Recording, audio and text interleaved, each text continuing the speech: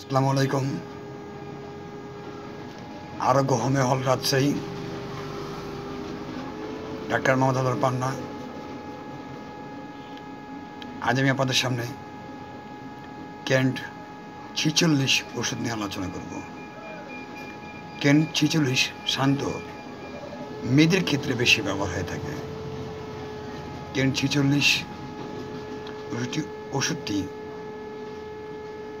এটি একটি homeopathic Pakistani combination potency drop. Kent 46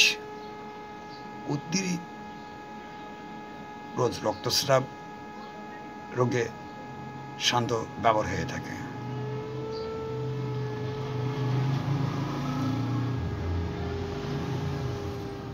Kent 46 ওষুধ এটি কেন্ট ফার্মাকপে অনুযায়ী প্রস্তুত করা হয়েছে। এর ব্যবহার কেন্ট 46 ওষুধের ব্যবহার, যেমন যেসব মহিলারা বয়স হয়ে গেছে শান্ত, বিশেষ করে 45 বছর হয়ে গেছে, এটা প্রকৃতির একটা নিয়ম আছে যে 45 হলে তাদের মাসিকটা বন্ধ হয়ে যাবে, যেটাকে আপনার মহিলাদের মনোরেজিরিয়াল বলা হয়, যে কিংবা মনোপজ বলা হয়। সেসব মহিলার যদি অতিরিক্ত রক্তস্রাব হয়, সেই সব ক্ষেত্রে এই কেন্ট 46 ওষুধটি ব্যবহার হয়ে থাকে। এটা আগে বলা হয়েছে এটা একটা কম্বিনেশন মেডিসিন পাকিস্তানি। যেসব ওষুধ এখানে মিশ্রণ আছে সেসব ওষুধগুলো আপনাদের সামনে একটু বলার চেষ্টা করছি।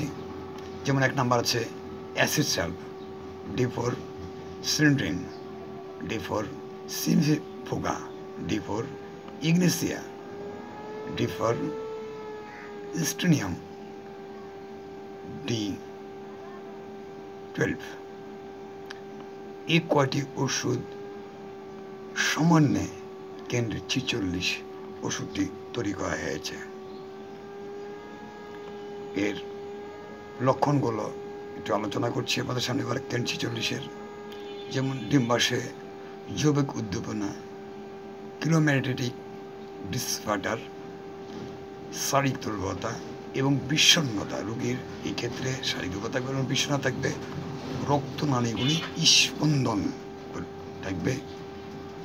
এই ক্ষেত্রে কেন্ট 46 ওষুধটি ব্যবহার হয়ে থাকে।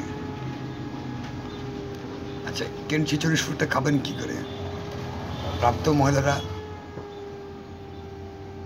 1 ঢোক 20 ফোঁটা 15-20 ফোঁটা ওষুধ নেবেন। 1 ঢোক পরিমাণ মতো পানিতে মিশিয়ে পানিতে ভালোভাবে ঝাঁকিয়ে সকালে, দুপুরে, রাতে 3 বার সেবন করুন, অথবা একজন রেজিস্টার্ড হোমিওপ্যাথি চিকিৎসকের সঙ্গে পরামর্শে ওষুধ সেবন করুন।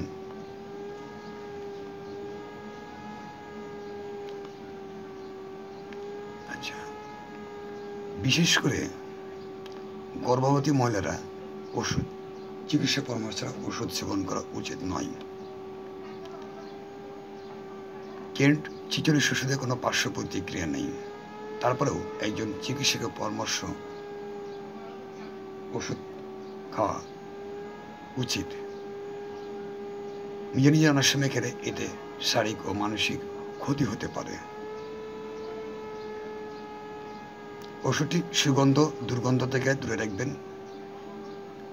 শিশুদের নাগালে বাড়িয়ে রাখবেন, শীতল ও শুষ্ক স্থানে এটি সংরক্ষণ করবেন। আজকে আলোচনা এখানে শেষ করছি। যাবার একটা কথা বলতে চাচ্ছি, যারা আমার এই চ্যানেলটি কোন দেশ থেকে, কোন জেলা থেকে, কোন বিভাগ থেকে দেখছেন, আপনার লাইক কমেন্ট করে জানিয়ে দেবেন। যারা এখনও সাবস্ক্রাইব করেননি তাদেরকে সাবস্ক্রাইব করার জন্য অনুরোধ করছি। সবাই ভালো থাকবেন। আগামীতে অন্য কোনো ওষুধ আলোচনা হবে। আসসালামু আলাইকুম।